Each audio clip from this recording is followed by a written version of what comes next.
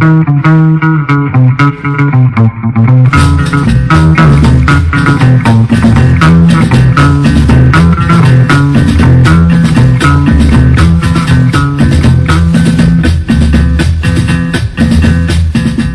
matin à l'ENA, nous sommes allés toucher du doigt l'état d'avancement de la construction de cet hôpital de district.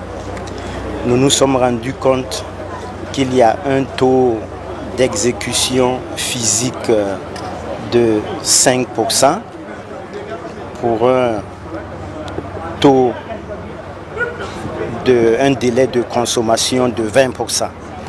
Et donc visiblement c'est un chantier qui est en retard, mais lors des échanges avec les différentes parties prenantes, les entreprises, le bureau de suivi, nous avons convenu de mettre en place un dispositif rigoureux de suivi de la construction de cet hôpital pour que le délai d'achèvement qui est prévu pour la fin de l'année, pour décembre 2023, soit respecté.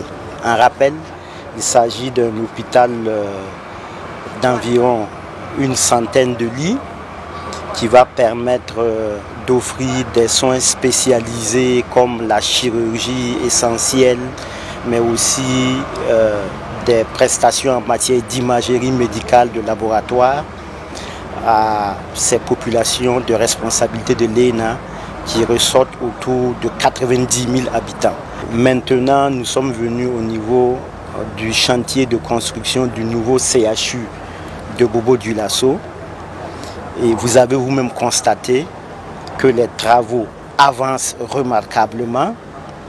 Dans les discussions, dans les échanges, nous nous sommes rendus compte que nous sommes rendus à un taux d'exécution physique général de 35% pour un délai consommé d'environ 35%. Et donc là, véritablement, les choses sont maîtrisées. Le chantier avance de façon très convenable. Nous sommes satisfaits et nous avons été rassurés de ce que cet hôpital universitaire va être livré courant mars 2025.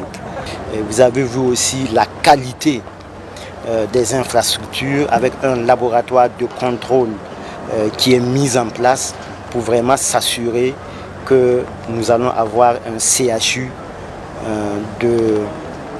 d'un plateau technique très relevé.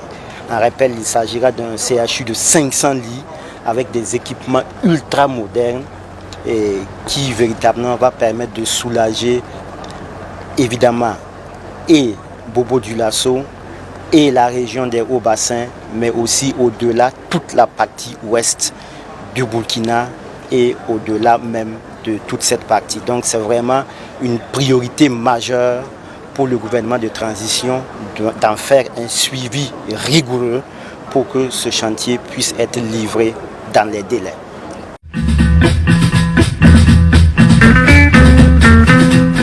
Il faut dire que Bobo-Dioulasso va bénéficier de son premier vrai hôpital qui est ce nouveau CHU. Sur son nom, c'est vrai, elle a comme CHU, mais en fait, si on va à la genèse, c'était au départ un hôpital militaire.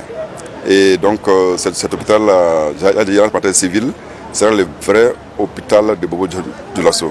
Et donc au regard aussi de l'évolution des populations dans la région des Hauts-Bassins, il est de bon droit que Bobo aussi puisse en tout cas bénéficier de cette infrastructure sanitaire de haut niveau que les autorités sanitaires ont bien voulu en tout cas accorder pour cette région et pour le Burkina tout entier.